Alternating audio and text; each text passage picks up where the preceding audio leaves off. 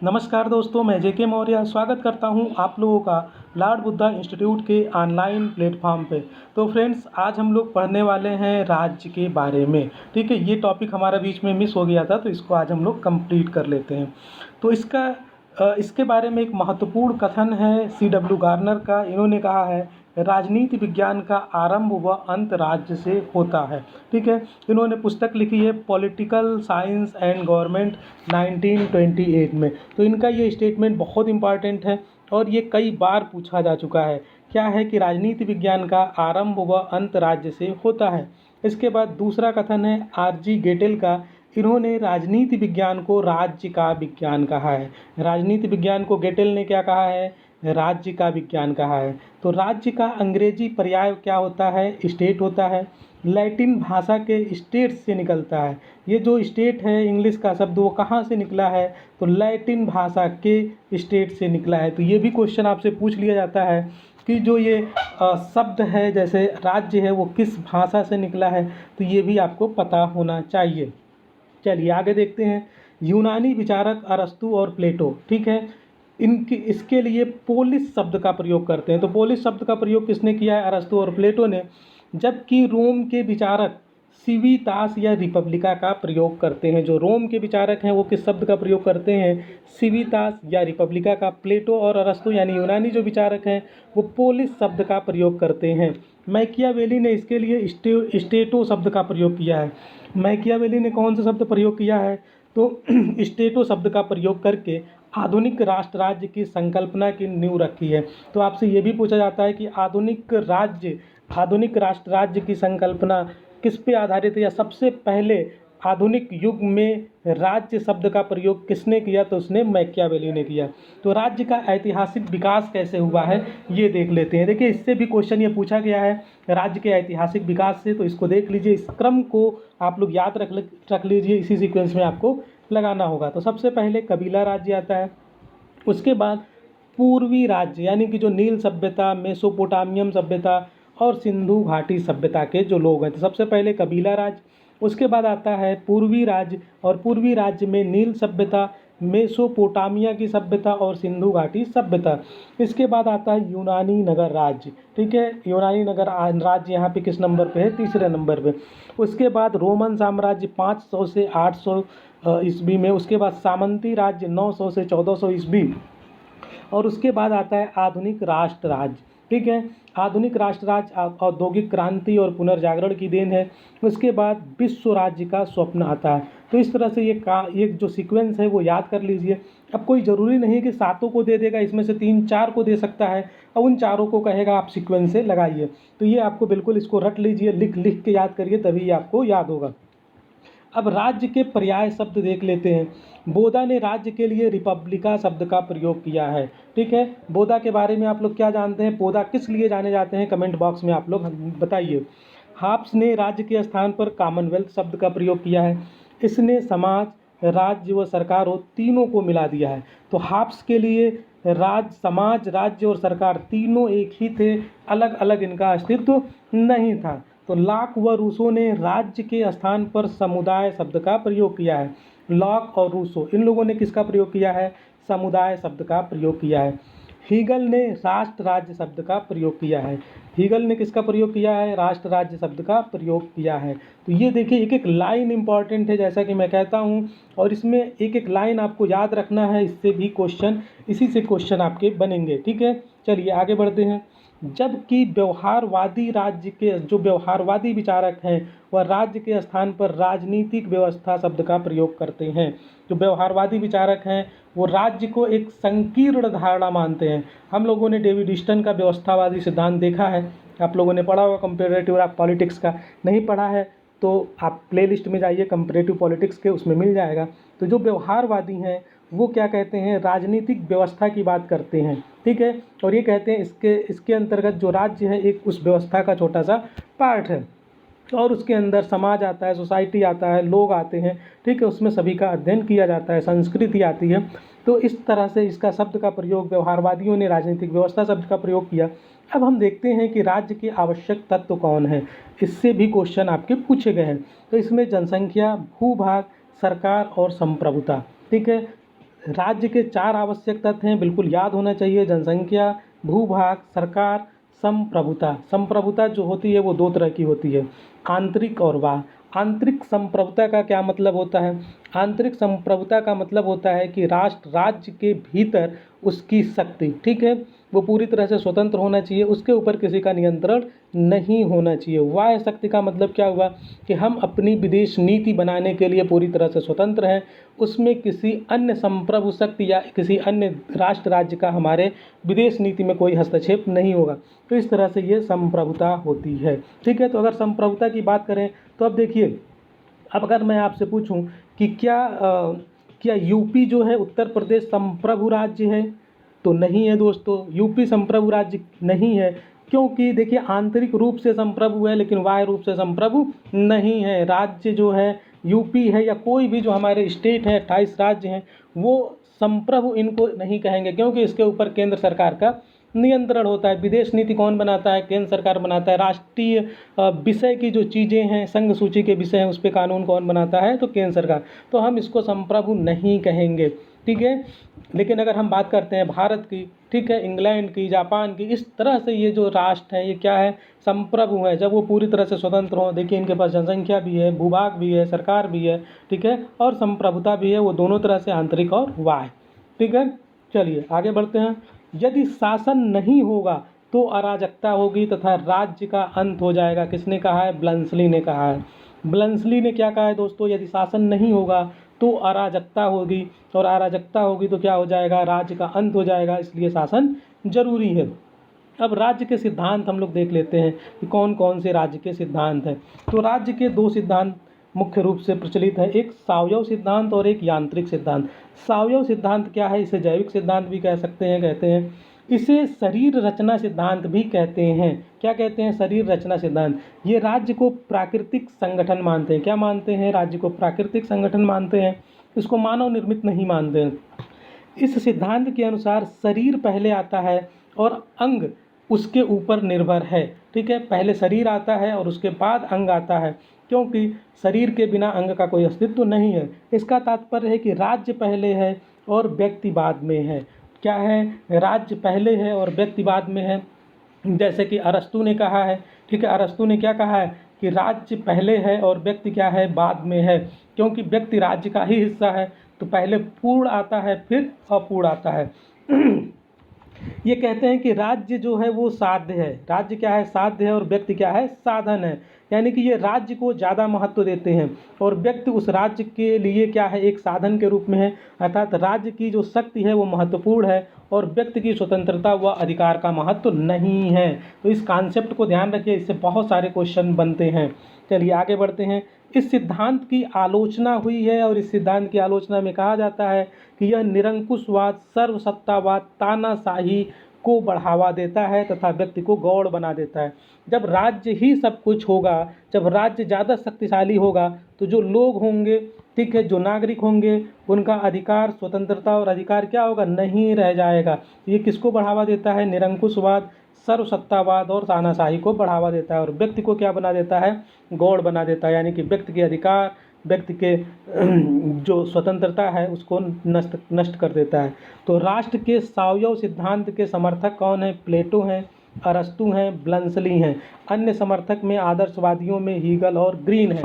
तो ये आपको याद रखना है। आपसे पूछा जा सकता है कि अरस्तु, ठीक है, अरस्तु राज्य के किस स्वरूप को मानता है, किस सिद्धांत को मानता है? तो सावयव सिद्धांत को, ठीक है। तो इनके नाम प्लेटो, अरस्तु, ब्लंसली और अन्य समर्थक में आदर्शवादी हीगल और कांट आते हैं। अब इनका जो है हम लोग स्टेटमेंट भी देख लेते हैं, कैसे प्रूफ होता है कि ये जो है सावयवी सिद्धांत के समर्थक हैं। तो प्लेटो कहता है कि राज्य व्यक्ति का ही बृहत्तम रूप है।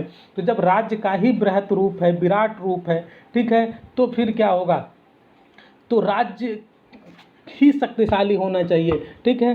तो ये कहता है कि राज्य जो है बलूत के वृक्ष या चट्टानों से नहीं निकलता, बल्कि यह उन लोगों के मस्तिष्क व चरित्र का परिणाम है जो उसमें निवास करते हैं। तो ये स्टेटमेंट भी कई बार पूछा गया है, ये प्लेटो का है।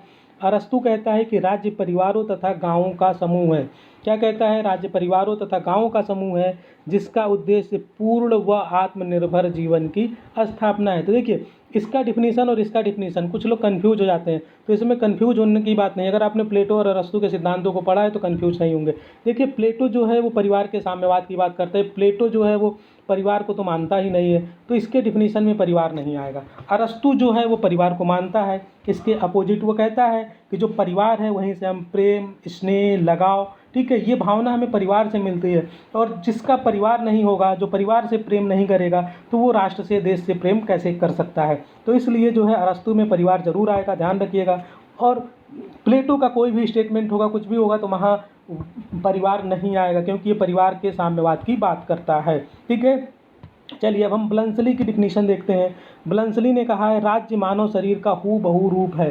राज्य क्या है? मानव शरीर का हूबहू रूप है। किसने कहा?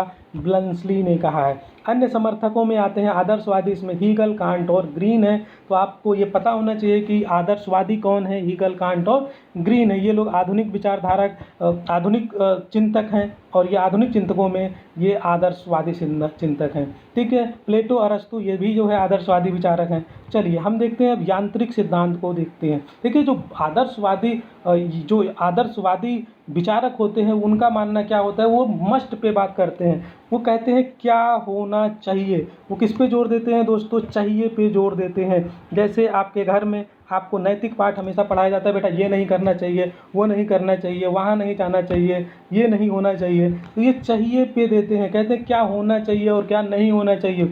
ये नैतिकता की बात करते हैं, चाहिए की बात करते हैं। ठीक है, चलिए अब हम बात करते हैं यांत्रिक सिद्धांत की। यांत्रिक सिद्धांत का मतलब होता है कृत्रिम राज्य, यानी कि मानव निर्मित। इस सिद्धांत के अनुसार राज्य एक प्राकृतिक नहीं है, तो प्राकृतिक नहीं है तो कैसा? एक कृत्रिम इकाई है। ठीक है, तो जिस प्रकार किसी मशीन या यंत्र के निर्माण स्वयं नहीं होता है, उसी प्रकार व्यक्ति के द्वारा किया जाता है, उसी प्रकार राज्य का निर्माण व्यक्ति ने अपने फायदे व कल्याण के लिए किया है। जैसे यंत्र होता है, यंत्र अपने आप तो बनता नहीं है, वो नेचुरल नहीं है ना, तो उसको कौन बनाता है? मनुष्य बनाता है, मशीन मनुष्य बनाता है। उसी तरह से ये जो यांत्रिक सिद्धांत के समर्थक हैं, इनका मानना है कि जो राज्य है वो स्वतः नहीं बना है, उसे किसने बनाया है? व्यक्तियों ने बनाया। क्यों बनाया है? तो अपने फायदे व कल्याण के लिए बनाया है। ठीक है, यह सिद्धांत राज्य नहीं, ठीक है, यह जो सिद्धांत है राज्य नहीं बल्कि व्यक्ति महत्वपूर्ण मानता है। यह राज्य को ज़्यादा महत्व नहीं देता है। किसको महत्वपूर्ण मानता है? व्यक्ति को मानता है। व्यक्ति की स्वतंत्रता की बात करता है, अधिकार की बात करता है। ठीक है, तो ये जो है इस कहता है कि जो व्यक्ति है वो साध्य है, यानी कि एंड क्या है? व्यक्ति है। ठीक है, और राज्य क्या है? साधन है।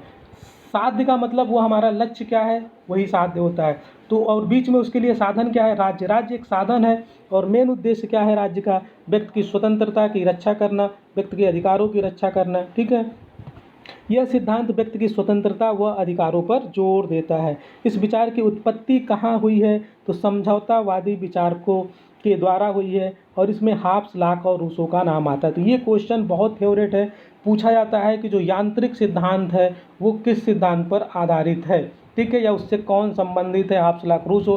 तो हमेशा ध्यान रखिए, जो यांत्रिक सिद्धांत है राज्य का, वो जो है हाब्स, लॉक, रूसो, यानी कि जो समझौतावादी विचारक हैं उनके, इसकी उत्पत्ति उन्हीं के विचारों से होती है, समझौते से होती है। ठीक है, इसके समर्थक कौन है? लॉक व अन्य उदारवादी जैसे पूंजीवादी विचारक। समर्थक कौन होंगे यांत्रिक राज्य के? तो लॉक व अन्य जो उदारवादी विचारक हैं। देखिए, इसमें मार्क्स का एक स्टेटमेंट भी है, वो अक्सर कहता है कि जो राज्य है वो क्या है? पूंजीपतियों का शोषण का यंत्र है। राज्य को वो क्या कहते हैं? शोषण का यंत्र कहते हैं। और किसका यंत्र है? पूंजीपतियों का यंत्र है। किस लिए बनाया गया है? तो वो पूंजीपतियों के द्वारा जो मजदूर वर्ग है, जो सर्वहारा वर्ग है, इसके शोषण के लिए बनाया गया है। ये मार्क्सवाद कहते हैं, जो मार्क्सवादी विचारक हैं वो कहते हैं। चलिए इसकी कुछ अन्य परिभाषाएं भी हम लोग देख लेते हैं। तो देखिए ब्लंसली क्या कहता है। ब्लंसली कहता है कि किसी निश्चित भूभाग के अंतर्गत कानूनी रूप से संगठित जन समुदाय का नाम क्या है? राज्य है। ठीक है, ये कौन कहता है? ब्लंसली कहता है। बोधा क्या कहता है? राज्य परिवारों व उनकी सामान्य संपत्तियों का ऐसा समूह है जो सर्वोच्च शक्ति व विवेक द्वारा शासित होता है। तो बोधा ने क्या कहा है कि राज्य जो है वो परिवारों व उनकी सामान्य सम्मतियों का ऐसा समूह है, सॉरी मैंने संपत्ति पहले बोल दिया था, सम्मतियों का ऐसा समूह है जो सर्वोच्च शक्ति व विवेक के द्वारा शासित होता है। मैक्स वेबर का स्टेटमेंट है, राज्य वह इकाई है जिसके पास दंडकारी शक्ति का एकाधिकार है। तो ये राज्य को क्या कहता है मैक्स वेबर कि राज्य वह इकाई है जिसके पास दंडकारी शक्ति का एकाधिकार है। हीगल क्या कहता है कि राज्य पृथ्वी पर ईश्वर का अवतरण है। हीगल क्या कहता है दोस्तों कि राज्य जो है पृथ्वी पर ईश्वर का अवतरण है। ठीक है, तो राज्य की प्रकृति और इसकी विचारधाराएं, तो इसमें देखिए राज्य की प्रकृति कई तरह से हो सकती है। तो उदारवादी राज्य हो सकता है, उदारवादी राज्य जो होता है वही पूंजीवादी राज्य हो जाता है। ठीक है, और आगे चल के अगर हम आधुनिक उदारवाद में पढ़ें तो वहाँ पे आपका लोक कल्याणकारी राज्य आ जाता है। तो इसका देखिए हमने पूरा एक लेक्चर बनाया था, आप लोग प्लेलिस्ट में जाइएगा। जो राज्य के प्रकार हैं, ये जो विचारधाराएं हैं, उसको हम लोगों ने अच्छे से पढ़ा है, तो आप उसको वहाँ से पढ़ लीजिएगा। ठीक है, फिलहाल यहाँ पे जानिए कि राज्य की कौन कौन सी प्रकृति है। तो उदारवादी राज्य, समाजवादी राज्य, आदर्शवादी राज्य होता है, अराजकतावादी और फांसीवादी तानाशाही। ठीक है, फांसीवादी को तो जानते ही हैं, ये बहुत ही डिक्टेटर हो जाता है। इसमें क्या होता है कि ये राज्य को क्या मानते हैं, स्वायत्त मानते हैं, प्राकृतिक संस्था मानते हैं, और व्यक्ति के अधिकार जो हैं, व्यक्ति के जो स्वतंत्रता है उसका समूल नाश कर देते हैं। ये कहते हैं राज्य ही सब कुछ है। ठीक है, राज्य के अलावा कुछ भी नहीं। जो अराजकतावादी हैं, अराजकतावादी जो हैं ये क्या मानते हैं, ये राज्य के अस्तित्व को स्वीकार नहीं करते हैं, राज्य के एंड की बात करते हैं अराजकतावादी। आदर्शवादी विचारक जो हैं, आदर्शवादी विचारक जो हैं ये भी क्या मानते हैं, राज्य को स्वायत्त मानते हैं। ठीक है, समाजवाद के बारे में आपने मार्क्स के बारे में पढ़ा है। ठीक है, तो ये भी जो है समाजवाद जो लाना चाहते हैं। तो समाजवाद में क्या होता है, समाजवाद में ये होता है कि लोग जो है अपनी क्षमता के अनुसार कार्य करेंगे, और उनको वेतन कैसे मिलेगा, उनको वेतन मिलेगा जितना वो काम करेंगे उसी के अनुपात में उनको वेतन मिलेगा। लेकिन जब समाजवाद के बाद जो साम्यवादी अवस्था आती है, उसमें क्या होता है, साम्यवादी अवस्था में लोग अपनी क्षमता के अनुसार कार्य तो करते हैं, लेकिन उनको वेतन उनके काम के हिसाब से नहीं मिलता है, बल्कि उनकी आवश्यकता के हिसाब से मिलता है। तो इसको हम लोगों ने आगे ये पूरा हम लोगों ने जो है उदारवाद और उदारवाद के सारे चरण, समाजवादी, आदर्शवादी, अराजकतावादी, फांसीवादी, तानाशाही, ये हम लोगों ने अच्छे से पढ़ रखा है। तो आप लोग प्लेलिस्ट में जाइएगा और आपको ये वीडियो मिल जाएगा, वहाँ से आप लोग इसको पढ़ लीजिएगा। लेकिन हम लोगों ने उसमें केवल उदारवाद के बारे में, समाजवाद के बारे में पढ़ा था अच्छे से, लेकिन आदर्शवाद के बारे में नहीं पढ़ा था। तो चलिए इसको यहीं पढ़ लेते हैं। आदर्शवाद का मतलब क्या है, आइडियलिज्म। ठीक है, इसके समर्थक कौन कौन है, तो कांट है, हीगल है, ग्रीन है, ब्रेडले है और बोसांके है। ठीक है, इनका क्या विचार है कि जो राज्य है वो साध्य है और व्यक्ति क्या है, साधन है। ठीक है, जैसा कि जो स्वायत्त सिद्धांत के समर्थक थे वो क्या मानते थे कि राज्य साध्य है और व्यक्ति साधन है। राज्य को ये महत्वपूर्ण मानते हैं और व्यक्ति को महत्वपूर्ण नहीं मानते हैं। ये कहते हैं कि राज्य जो है एक नैतिक, पावन व सर्वशक्तिमान संस्था है। राज्य कैसी संस्था है, नैतिक संस्था है, पवित्र है, सर्वशक्तिमान संस्था है। अगर हम पुराने विचारकों की बात करें तो इसमें प्लेटो और अरस्तु जहां आदर्शवादी थे, वहीं अगर आधुनिक आदर्शवाद का पिता किसे कहते हैं तो कांट को माना जाता है। तो ये मोस्ट इंपॉर्टेंट क्वेश्चन है, आपसे पूछा जा सकता है कि आधुनिक आदर्शवाद का पिता कौन है, तो कांट है। कांट ने क्या कहा है, प्रत्येक मनुष्य केवल मनुष्य होने के नाते अपने आप में साध्य है, एंड इन इट सेल्फ। ये आईएएस का बहुत फेमस क्वेश्चन है, इंपॉर्टेंट क्वेश्चन है, फेवरेट है, ये अक्सर पूछ लिया जाता है। तो कांट का स्टेटमेंट क्या है कि प्रत्येक मनुष्य केवल मनुष्य होने के नाते अपने आप में साध्य है। जो मनुष्य होने के नाते ही क्या है, वो साध्य है, वह किसी अन्य साध्य का साधन नहीं हो सकता है। ठीक है, तो देखिए जो ये विचारक प्लेटो और अरस्तु थे, इनके ये विपरीत बोल रहे हैं। इनकी जो विचारधारा था इसका क्या हुआ है, इन्होंने पूरी तरह से उलट दिया है और कहा है कि जो मनुष्य है अपने आप में साध्य है और राज्य क्या हो जाएगा, तब साधन हो जाएगा। ठीक है, हीगल क्या कहता है, हीगल कहता है कि आदर्शवाद का सर्वोच्चाधिकारी है। आदर्शवाद जो है वो राज्य का, एक मिनट ये यहाँ पे कुछ, ठीक है, तो देखिए ये जो हीगल है वो आदर्शवाद का सर्वोच्चाधिकारी है। ठीक है, सर्वोच्चाधिकारी कौन है आदर्शवाद का, तो हीगल है। इसकी पुस्तक है फिलॉसफी ऑफ राइट्स 1821 में आई है। ठीक है, और हीगल कहता है कि राज्य मानवीय चेतना का विराट रूप है। ये राज्य को क्या मानता है, मानवीय चेतना का विराट रूप मानता है। यह विश्व में विवेक की मात्रा है। क्या कहता है कि मानवीय चेतना का विराट रूप है राज्य, और यह विश्व में विवेक की मात्रा है। ये हीगल का स्टेटमेंट है। ठीक है, राज्य के बारे में हीगल और कहता है कि राज्य जो है मनुष्य की स्वतंत्रता की उच्चतम अभिव्यक्ति है। यानी कि जो राज्य है वो क्या है, मनुष्य की स्वतंत्रता की उच्चतम अभिव्यक्ति है। जब हम लोग हीगल को पढ़ेंगे तो हम लोग इसको बहुत अच्छे से एक्सप्लेन करेंगे और बहुत अच्छे से समझने की कोशिश करेंगे।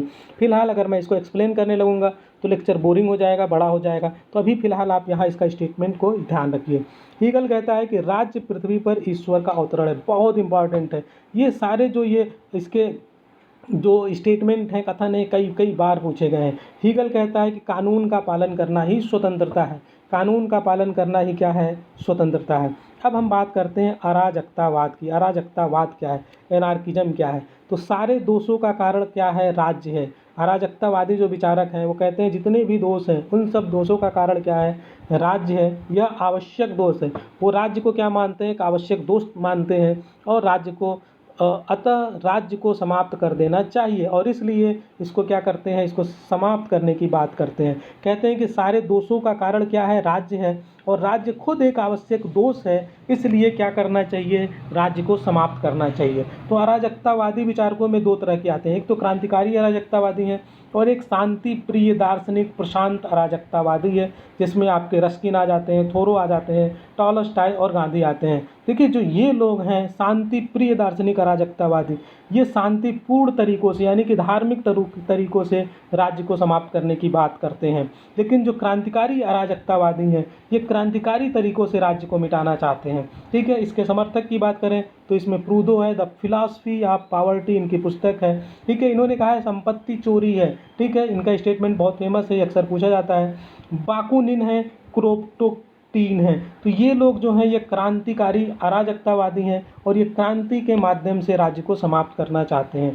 तानाशाही की बात कर लेते हैं। डिक्टेटरशिप क्या होता है, तो डिक्टेटरशिप अगर हम कहें तो फांसीवादी जो हैं मुसोलिनी को फांसीवाद का जनक कहते हैं, ये इटली का है। नाजीवाद हिटलर। ठीक है, नाजीवाद का जनक कौन है, हिटलर है, जर्मनी का है। स्पेन में फ्रैंको और पुर्तगाल में सालाजार, ये जो हैं डिक्टेटर हुए हैं। ठीक है, ये तानाशाही राजा हुए हैं, इन्होंने पूरी दुनिया को तबाह करके रख दिया। तो तानाशाही का अगर दार्शनिक पिता किसे कहा जाता है तो हीगल और रूसो को तानाशाही का दार्शनिक पिता कहा जाता है। तानाशाही का लक्षण क्या है, तो तानाशाही जो है ये सर्वाधिकारवादी राज्य की बात करता है, यानी कि निरंकुश राज्य सत्ता की बात करता है।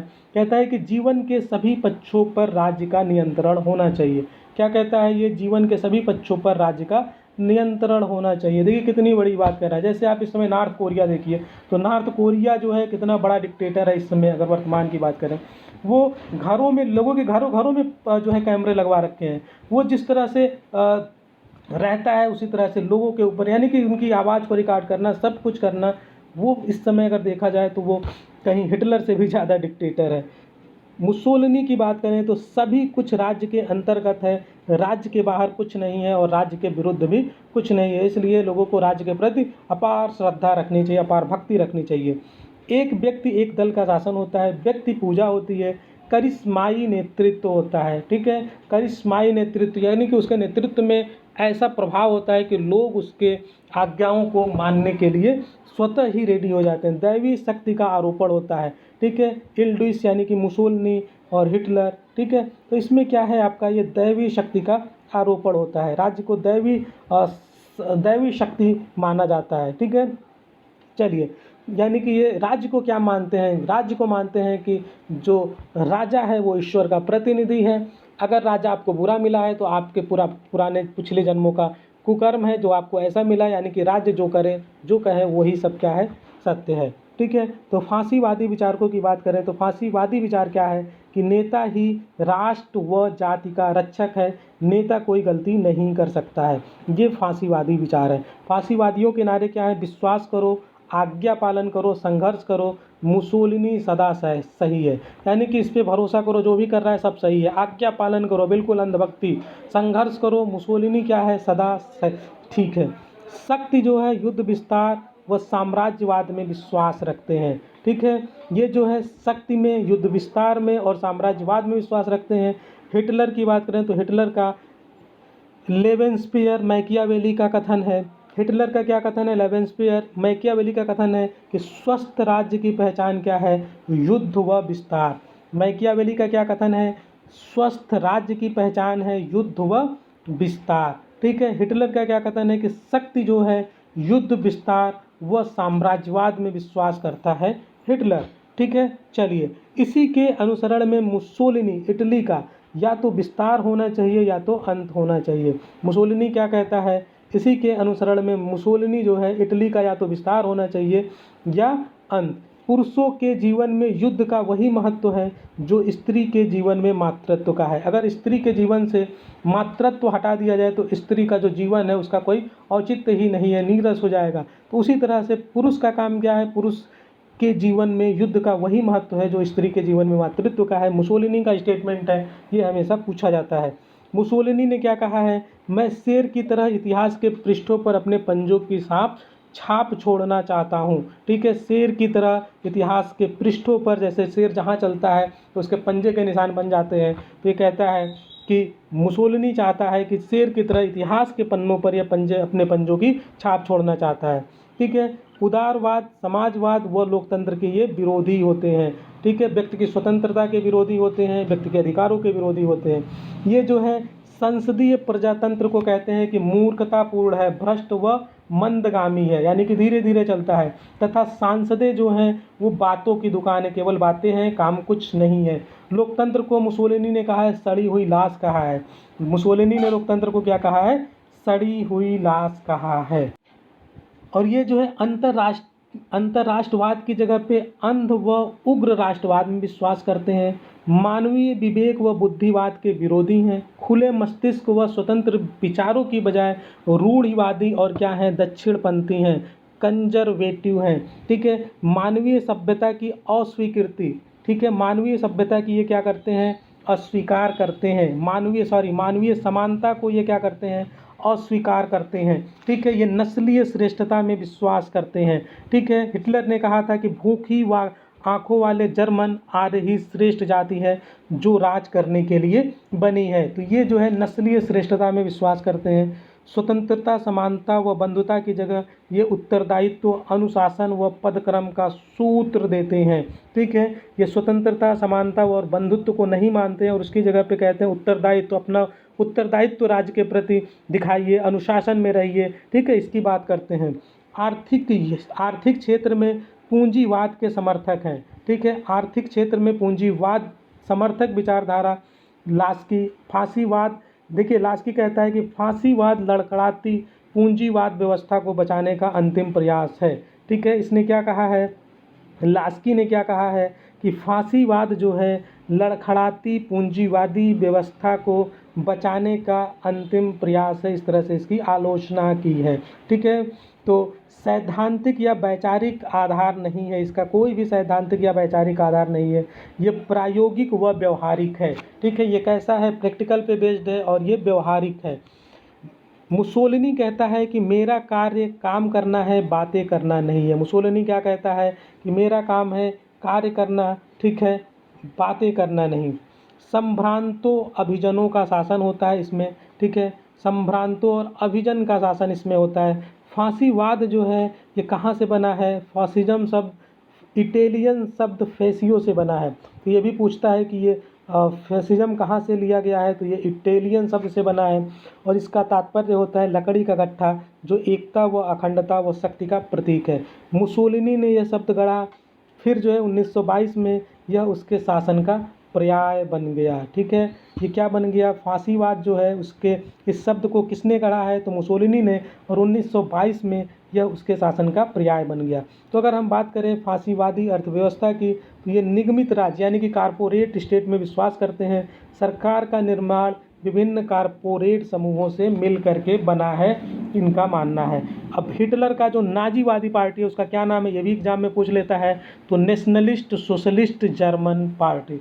अब अगर हम निष्कर्ष रूप में देखें तो राज्य क्या है? आवश्यक बुराई कुछ लोग मानते हैं, राज्य को कुछ लोग आवश्यक अच्छाई मानते हैं, और राज्य अनावश्यक बुराई भी कुछ लोग मानते हैं। तो इसमें आपसे स्टेटमेंट बहुत सारे क्वेश्चन इससे बनते हैं, इनसे, और इसके बिना तो पेपर आपका पूरा ही नहीं होता है। तो बुराई मानने वाले कौन से लोग हैं? जो नकारात्मक उदारवादी हैं, ठीक है, जो व्यक्ति की स्वतंत्रता के हिमायती हैं, वो राज्य को क्या मानते हैं? आवश्यक बुराई मानते हैं।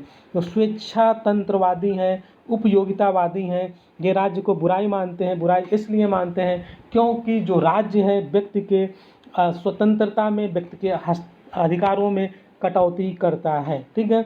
आवश्यक अच्छाई कौन मानता है? तो जो आधुनिक उदारवादी हैं, कल्याणकारी जो राज्य के समर्थक हैं, समतावादी जो हैं, समाजवादी जो हैं, ये राज्य को आवश्यक मानते हैं। और आवश्यक इसलिए मानते हैं क्योंकि इनका मानना है कि जो राज्य है वो विभिन्न समुदायों में बटा है, समाजों में बटा है, इसमें कोई ऊंच है, कोई नीच है, ठीक है। तो इन सभी लोगों को स्वतंत्रता तभी मिल सकती है जबकि समानता हो, सबके साथ समानता और स्वतंत्रता तभी मिल सकती है जब राज्य आए बीच में और हस्तक्षेप करे, तभी जा कर के सभी को समानता मिल सकती है, स्वतंत्रता मिल सकती है।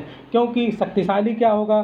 शक्तिशाली ही पूरी तरह से अपने अधिकारों को लेगा, और जो कमज़ोर वर्ग होगा उसके जो अधिकार होंगे, जो उसकी स्वतंत्रता होगी, वह जो है नहीं मिल पाएगी। तो उसे कौन सुनिश्चित करवाएगा? तो वो राज्य ही करवा सकता है। इसलिए ये राज्य को आवश्यक अच्छाई मानते हैं। राज्य को अनावश्यक भी मानते हैं और बुराई भी मानते हैं। तो ये जो अराजकतावादी हैं और जो साम्यवादी हैं, कहते हैं कि राज्य की कोई ज़रूरत ही नहीं है, ठीक है, और इसलिए इसको क्या मानते हैं? बुराई मानते हैं। तो थैंक यू गाइज, बस आज का क्लास यहीं तक है। तो आप लोगों को ये हमारा लेक्चर कैसा लगा आप लोग कमेंट बॉक्स में ज़रूर बताएं। और हमने जो क्रैश कोर्स शुरू किया है उससे जो लोग भी जुड़ना चाहते हैं तो वो जल्द से जल्द जुड़ जाएं, ताकि आप लोगों की प्रिपरेशन होती रहे। तो ये अब जो वीडियो है, देखिए ये कुछ वीडियो तो मैं फ्री में डालता रहता हूँ, लेकिन जो पेड ग्रुप वाले बच्चे होंगे, स्टूडेंट होंगे, उनको पूरे सिलेबस का वीडियो और उसका पूरा PDF उनको प्रोवाइड किया जाएगा। थैंक यू गाइज, मिलते हैं नेक्स्ट क्लास में।